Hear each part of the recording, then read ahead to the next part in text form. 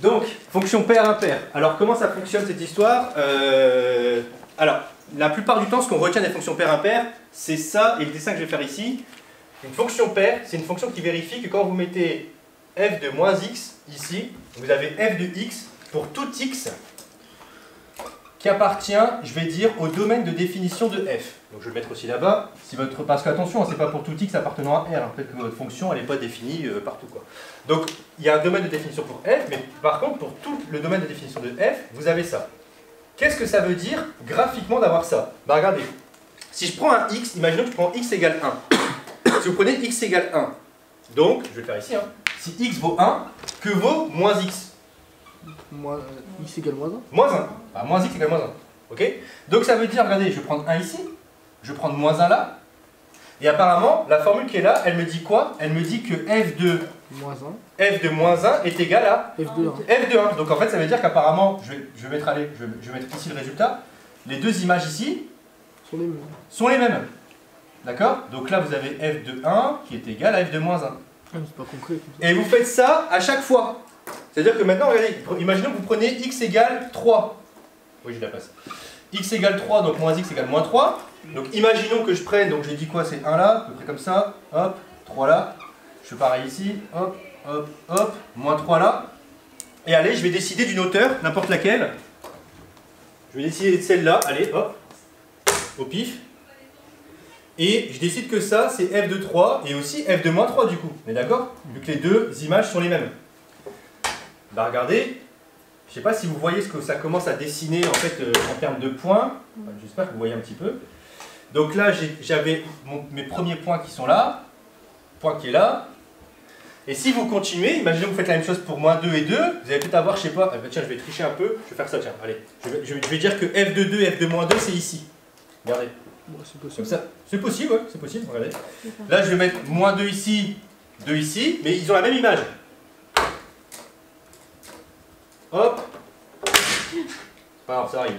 C'est les dangers du métier. Donc, hop. Ici, j'ai f de 2 et f de moins 2. Et bien en fait, qu'est-ce que vous observez? C'est que vous avez une symétrie. Vous remarquez qu'en fait, quand vous allez à chaque fois faire vos images là, c'est la même chose là. Là, c'est là, et là, c'est là. Donc en fait, imaginons que la fonction que je voulais tracer, c'était ça. Par exemple, imaginons. Hein. Et bien en fait, vous avez la même chose de l'autre côté. Donc c'est symétrique par rapport... Alors on se moque pas, c'est censé être la même chose. C'est symétrique par rapport à l'axe des ordonnées. Donc ce qu'on remarque en fait, c'est quand vous avez une fonction paire, c'est symétrique par rapport à l'axe des ordonnées. C'est aussi simple que ça. Et donc, des exemples que je peux vous citer, on a quoi comme exemple de fonction paire? X carré. X carré, exactement. F de x égale x carré. Cos de x. Ça vérifie ça. Cos de x. F de x égale cos x. Cos de moins pi sur 4. Non, ça c'est pas une fonction, cos de moins pi sur 4 c'est une constante. Alors c'est paire certes, mais c'est une constante quoi. Est-ce que cos de x carré est paire? Alors est-ce que, oui, cos de x carré est paire, c'est notre fonction. Alors regardez, x carré, si vous le dessinez, vous vous rappelez ce que ça fait x carré, ça fait ça. Une parabole. Ça fait une parabole. Le cosinus, si vous ne le savez pas, hein, je vous rappelle que c'est une fonction qui fait, Comme ça. on l'a dit sinusoïdale. Cos de 0 ça fait 1. Donc elle commence, quand vous êtes en 0, elle commence en 1 ici. Et puis après, elle fait quelque chose comme ça. Ah, je vais essayer d'être propre. En cos pi sur 2, c'est ça? Cos pi sur 2, ça fait? Cos pi sur 2? Pi sur 2. 0. Et pi sur 2, c'est à peu près combien en valeur? Si je fais 3,14 sur 2, ça fait 1,6. 7, 6. Ouais, donc on est plutôt ici. Donc ça fait un truc comme ça.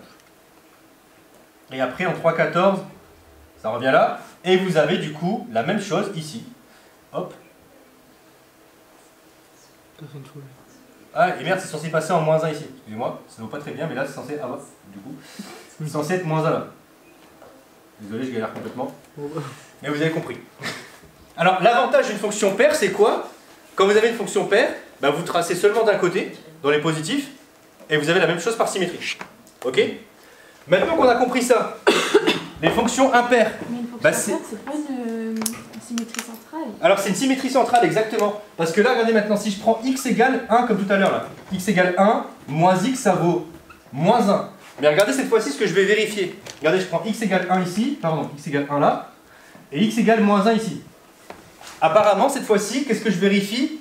Que f de moins x, c'est égal à moins f de x.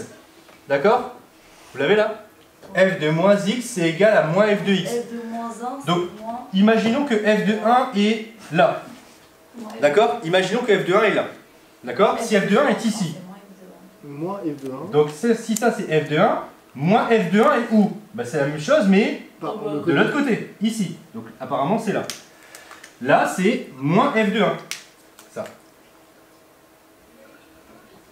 Là c'est moins f de 1. Et c'est marqué que f de moins 1 vaut moins f de 1. Donc f de moins 1 est là. Ça, c'est f de moins 1. D'accord? Donc qu'est-ce que vous remarquez? Quand je vais faire un tracé ici, je vais l'avoir là. Et si vous avez bien compris ce qui se passe, imaginons que maintenant, si vous avez compris avec ce que j'ai fait avec la symétrie là, donc justement, Léa parlait de symétrie centrale, et c'est exactement ça. Si par exemple, je trace un truc qui fait ça ici, imaginons un truc comme ça, allez, hop, et bien ici, je vais avoir la même chose, mais qui va faire, alors c'est là où je suis mode très mauvais en symétrie centrale. Vous me dites si je fais de la merde.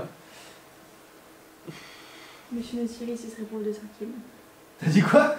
J'ai pas entendu. Monsieur Notiri, ce serait prof de 5e. Hop, ça doit faire un truc comme ça. J'espère que je suis pas trop mauvais dans mon dessin, mais c'est compliqué à faire là. Mais donc, en fait, il faut imaginer que vous faites une rotation comme ça. Que ce truc-là, il arrive ici. Donc le truc, il fait ça, vous allez l'avoir comme ça ici. Donc là, quand vous avez une fonction impaire c'est symétrie centrale. Fonction paire, symétrie axiale. Ok? Et donc ici, en exemple de fonction impaire, on a quoi? f de x égale quoi? Sinus de x. Sinus de x, exactement. C'est l'autre. Hein. Sinus de x carré. Alors, sinus de x, si vous le tracez, ça va partir de 0 ici. Ça va faire ça. Et vous allez avoir la même chose, mais ici. Qu'est-ce que je dis comme autre fonction? f de x égale quoi? X puissance 3, très bien. X au cube, elle fait ça. Elle monte comme ça. Et après, elle fait la même chose, mais ici. D'ailleurs, au passage, regardez, hein, pourquoi ça marche bien? Mettez moins x à l'intérieur. Voilà, on va faire la démonstration très rapidement. Ça fait moins, moins, moins. C'est ça, ça fait moins f de plus x. moins. Donc f de moins x, ça donne moins x au cube. Mais c'est quoi moins x au cube? Bah c'est moins x au cube, comme ça. Le moins sort du cube en fait, si vous voulez. Ou sinon vous imaginez que c'est moins x fois moins x fois moins x. Donc vous avez 3 fois le signe moins, il en reste un du coup. Et x au cube reste comme ça. Et donc ça fait bien moins f de x. Parce que x au cube c'est f de x. Donc vous avez bien montré que f de moins x c'est moins f de x. Oui, la sinus de x. Oui, la sinus, ouais. De x. Ah, sinus de x au cube, exactement, ouais, ouais c'est ça. Donc ça marche aussi, d'accord? Donc quand on compose comme ça des fonctions impaires, bah, c'est bien, ça reste impair, c'est cool. D'ailleurs, remarquez un truc tout bête, une fonction impaire fois une fonction impaire, ça fait une fonction paire. Ah, c'est logique. Parce qu'en fait, les moins par moins, en fait, les moins fois les moins vont devenir un plus, ok? Ça marche pour ces fonctions paires impaires là? Ça marche. Ouais? Cool.